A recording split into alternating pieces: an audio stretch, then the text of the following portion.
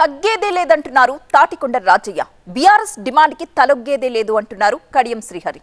వరంగల్ రాజకీయాలు ఇప్పుడు కడియం శ్రీహరి వర్సెస్ తాటికొండ రాజయ్యగా మారిపోయాయి. బీఆర్ఎస్ జెండాతో గెలిచిన కడియం ఎమ్మెల్యే పదవికి రాజీనామా చేసే వరకు వదిలిపెట్టే ప్రసక్తి లేదు అంటున్నారు తాటికొండ రాజయ్య. స్టేషన్ ఘన్పూర్ నియోజకవర్గంలో పాలిటిక్స్ మళ్లీ హీటెక్కాయి. కడియం శ్రీహరికి నిజాయితీ ఉంటే పార్టీ మార్పుపై స్పీకర్ కు సరైన వివరణ ఇవ్వాలని బీఆర్ఎస్ నేత తాటికొండ రాజయ్య డిమాండ్ చేశారు. రైతు సమస్యల పరిష్కారం కోరుతూ రాజయ్య పాదయాత్ర చేస్తానని ప్రకటించడంతో రాజయ్య దిష్టిబొమ్మను దగ్ధం చేశారు కడియం శ్రీహరి వర్గీయులు. రాజయ్య పాదయాత్రకు వెళ్లకుండా ఆయన్ను గృహ నిర్బంధం చేశారు పోలీసులు. గంట తర్వాత గృహ నిర్బంధం ఎత్తివేయడంతో రాజయ్య తన పాదయాత్ర మొదలుపెట్టారు. కారు గుర్తుపై గెలిచిన కడియంపై అనర్హత వేటు తప్పదన్నారు రాజయ్య. 10 మంది ఫిరాయింపు ఎమ్మెల్యేలు రేవంత్ రెడ్డి పిలుచుకొని మాట్లాడే క్రమంలో అందరు పోతాడు, ఈయన పోడు. అది ఎటున్నట్టు నువ్వు అయిపోయింది. 8 మంది రిటర్న్గా స్పీకర్ గారికి వాళ్ళకున్న పొజిషన్ బట్టో ఒత్తిళ్లను బట్టో రేవంత్ రెడ్డి చెప్పిన మాటను బట్టో ఇంకా మేము బీఆర్ఎస్ పార్టీలో ఉన్నాం, పనుల కోసం పోయినని ఆయన చెప్పిండు, వీళ్ళు చెప్పిండు.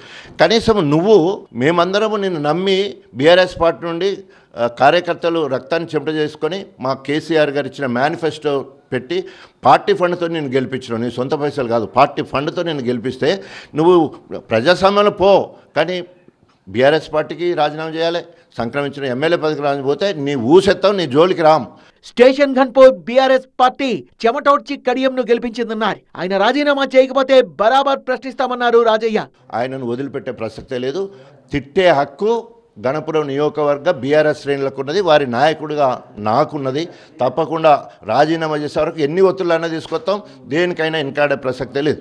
ఏ పార్టీలో ఉన్నారో చెప్పుకోలేని స్థితిలో కడియం శ్రీహరి ఉన్నారని విమర్శించారు బీఆర్ఎస్ నేత దాస్యం వినయ్ భాస్కర్. అరే దమ్ము ధైర్యం ఉంటే నేను గులాబీ జెండాలో కేసీఆర్ గారి నాయకత్వం గెలిచినాను, నా బిడ్డ అవసరం కోసం నా బిడ్డ ఎంపీ చేసుకుంటాను, కాంగ్రెస్ పోయినా అని దమ్ము ధైర్యం చెప్పాలి. పోస్టర్ల మీద రేవంత్ రెడ్డి ఉంటుంది, నీ ఇంటి ముందు కాంగ్రెస్ జెండాలు ఉంటాయి, నీ బండికి మేము కొనిచ్చినటువంటి బండికే రంగులు వేసుకొని కాంగ్రెస్ రంగులు వేసుకొని రేవంత్ వేసుకొని ఉంటావు, నువ్వు మేము కొని కట్టించిన ఇంట్లో నువ్వు ఉంటావు. ఉప ఎన్నిక వస్తే కడియం రాజకీయ జీవితం ముగిసినట్లే అన్నారు గులాబీ నేత నన్నపనేని నరేందర్. ఈ జిల్లాలోని రాజకీయ నిష్క్రమణ 10 తలల రావణాసురుని నిష్క్రమణ దసరాకి ఎట్లుంటుందో గన్పూర్ ఎన్నికలు కూడా నీ రాజకీయ నిష్క్రమణ ఆ విధంగానే ఉంటుంది.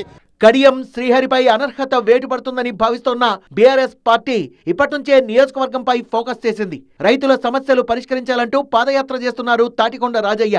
మరోవైపు కడియం శ్రీహరి జ్వరంతో బాధపడుతున్నారని, ఆయన కోలుకున్నాక రాజయ్యకు సరైన కౌంటర్ ఇస్తామంటున్నారు ఆయన అనుచరులు.